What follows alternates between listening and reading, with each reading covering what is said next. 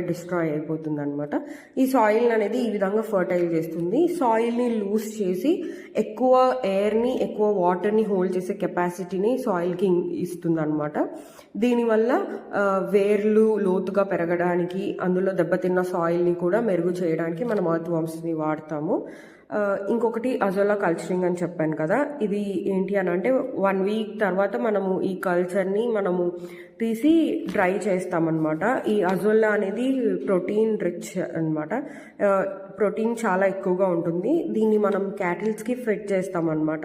దీన్ని డ్రై చేసి ఈ పొడిని మనము ఫీడ్ మిక్చర్లో కలుపుతాము, లేదా దానికి పెట్టే కాన్సన్ట్రేట్స్లో కానీ అలా కలుపుతాం అనమాట. దీన్ని ఎలా ఫీడ్ చేస్తారో క్యాటిల్కి నేను మీకు నెక్స్ట్ వీడియోలో చూపిస్తాను.